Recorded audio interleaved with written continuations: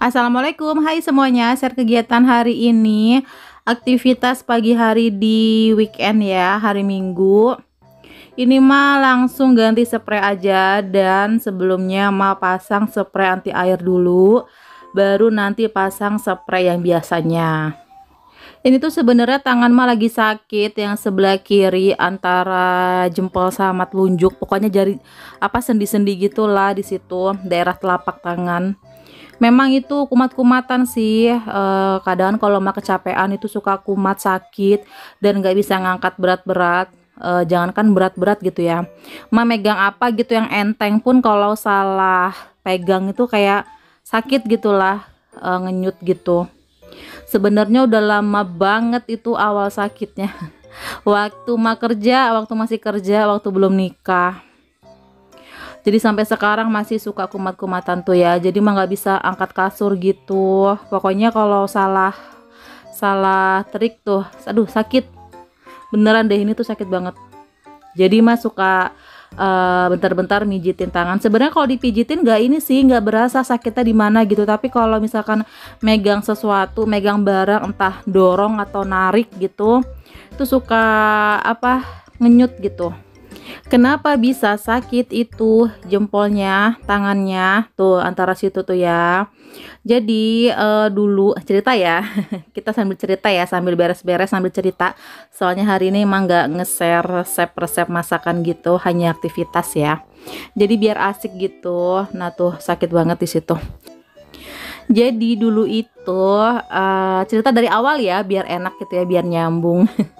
Jadi dulu waktu mah belum nikah itu kan mah kerja di Indomaret ya, di bagian toko minimarket. Pokoknya kalian yang suka ke minimarket pasti tahu lah itu Indomaret minimarket gitu. Nah, jadi dulu mah itu kerja di situ dan alhamdulillah itu jadi kepala toko ya, udah jadi kepala toko jabatannya. Nah, pokoknya suatu hari Ma itu melakukan kesalahan, akhirnya dihukum. Tapi bukan soal kesalahan uang atau kehilangan barang dan lain-lain, bukan ya. Pokoknya adalah salah satu kesalahan Ma yang bikin mungkin manajernya itu nggak suka gitu kan. Jadinya Ma itu dihukum, disuruh kerja di bagian gudang. Jadi dari toko pindah ke gudang gitu ya. Nah, mungkin pikir manajer itu mah bakalan frustasi, bakalan stres gitu ya kerja di gudang. Ternyata enggak dong, justru mah itu seneng banget dipindahin ke gudang. Jadi ceritanya dulu itu belum serame sekarang ini ya, minimarket minimarket gitu. Dulu itu masih jarang. Dan untuk stok barang itu dulu itu dikirim langsung dari Jakarta. Pokoknya arah Jakarta atau Tangerang mah juga lupa, pokoknya daerah situ. Dan di Lampung ini belum ada gudangnya. Jadi pada saat itu baru-baru banget gudang itu dibuka, dan banyak banget orang-orang yang dari toko ngelamar pengen masuk ke gudang gitu ya, entah di gudangnya entah di kantornya. Soalnya kantor sama gudang itu jadi satu gitu ya, di bagian depan kantor, belakangnya itu gudang. Jadi pada daftar di situ semua, dan Ma itu nggak kepikiran bakalan mau daftar di situ. Dan pada akhirnya Ma itu dapat hukuman yang mengharuskan Ma kerja di bagian gudang. Seneng banget dong, bukannya frustasi, gue malah seneng. Dan pada saat Ma masuk gudang, ternyata banyak banget orang-orang yang cewek-cewek pun ya, banyak ya. Dikira orang itu gudang itu khusus untuk cowok gitu, padahal enggak, cewek-cewek juga banyak pada saat itu. Ini mah cerita zaman dulu ya, kalau sekarang mah nggak tahu gimana sistemnya. Jadi dulu itu bahkan ada yang satu letting gitu kan, pada banyak yang kenal mah. Jadi ya senang-senang aja masuk ke gudang. Nah, teman-teman main seleting, terus ada juga beberapa teman-teman cewek lainnya itu ada di gudang juga sama. Istilahnya itu dalam tanda kutip kena kasus, kena hukuman, makanya disuruh kerja di gudang gitu loh. Jadi pokoknya orang-orang yang di toko yang ada masalah itu disuruh ke gudang semua, kerja di gudang. Nanti suatu saat bakal ditarik lagi ke toko gitu ya, atau ke minimarket, tapi nggak tahu kapan gitu. Intinya di gudang aja dulu. Jadi Mas sama teman-teman yang lain yang dapat hukuman itu kerja di bagian picker. Picker itu kayak bagian yang making barang-barang gitu ya, yang untuk ke toko-toko. Nah, kalau kerja di gudang dulu itu jam setengah 7 harus udah sampai di gudang. Padahal pintu gudangnya tuh belum dibuka, tapi harus udah dateng. Nah, pada saat si pengawasnya itu datang bukain pintu gudang itu, barulah kami masuk. Dan kalau masuk itu kita tuh harus cari kontainer. Kalau kalian yang suka belanja di Indomaret pasti ngeliat ada kontainer warna biru. Nah, itu kalau misalkan barang dateng. Nah, jadi kami tuh pagi-pagi harus cari kontainer. Sebenarnya kontainernya tuh udah disiapin, jadi udah beres semua ya.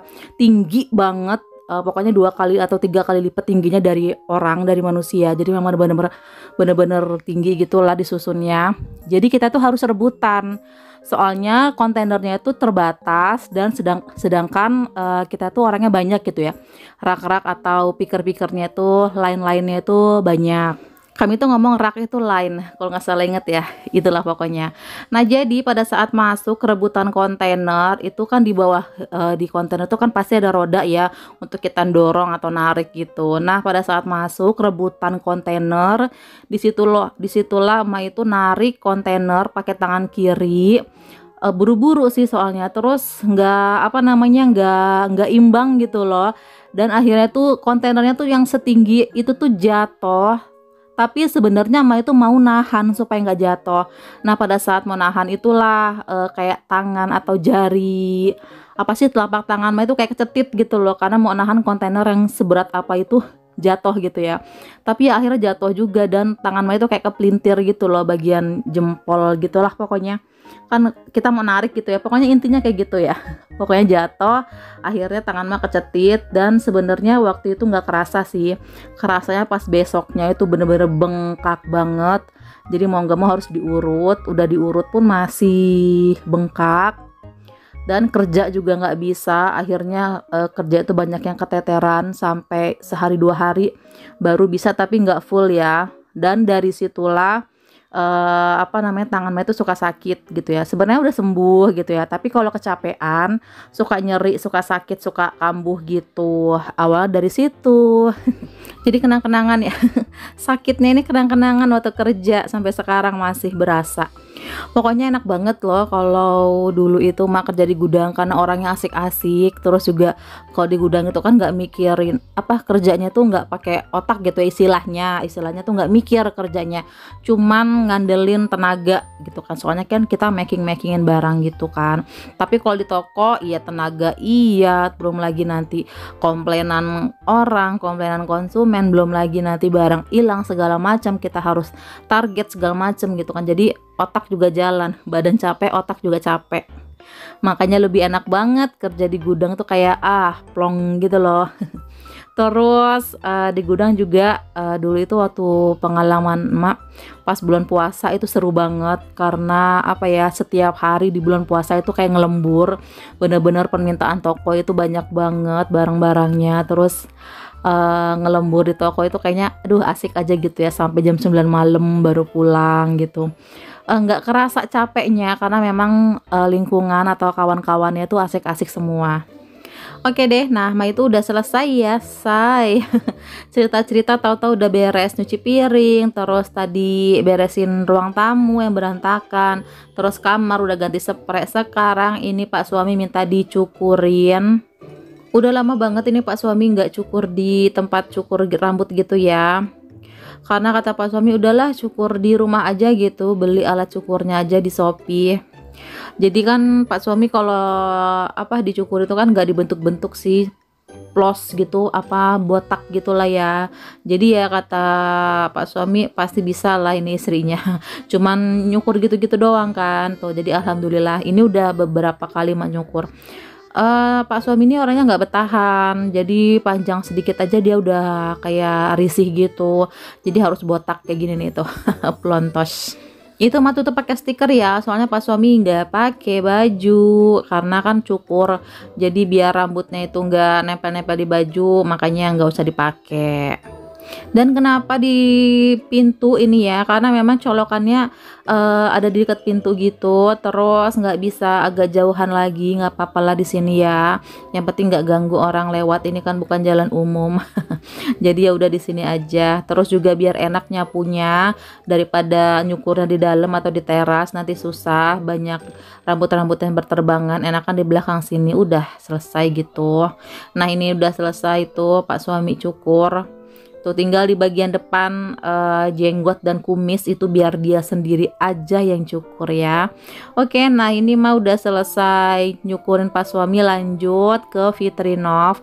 Ada beberapa barang yang mau beli untuk bikin cemilan, apalagi kalau bukan ikan giling. Ini Mbak Erin rambutnya ketempelan apa sih, kayak ini ya, itu styrofoam, itu apa sih, wallpaper yang di rumah itu loh, jadi lengket tuh.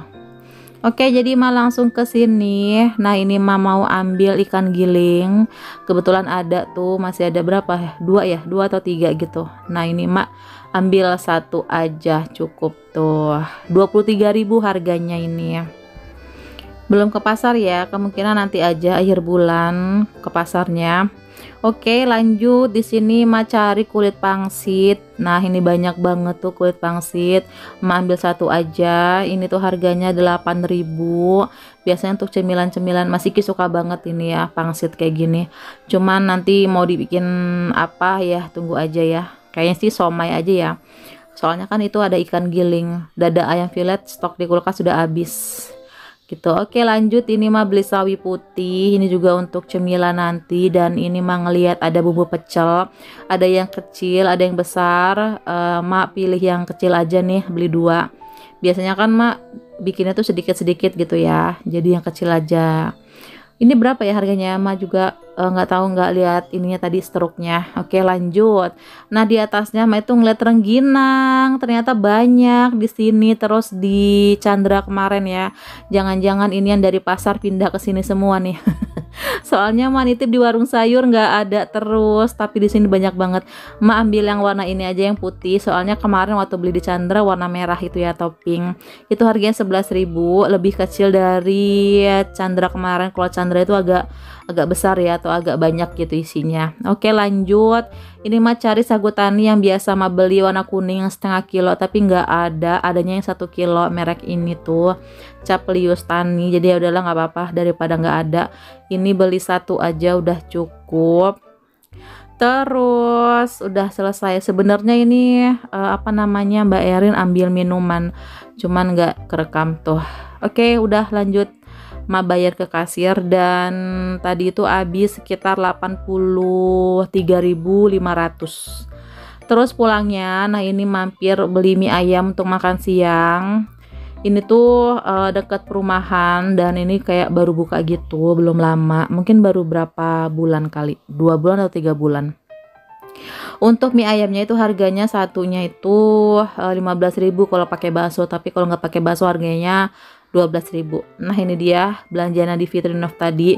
Ceritanya kalau sawi putih itu untuk cemilan juga ya, kayak somai gitu, dililitin sama sawi putihnya, nanti dikukus gitu rencananya. Oke, nah udah selesai, ini langsung aja ditaruh di tempatnya. Lanjut mau makan siang dulu. Ini udah sekitar jam 3. Makan siang yang kesorean ini jam 3. Beneran jam 3, jam 3 sore.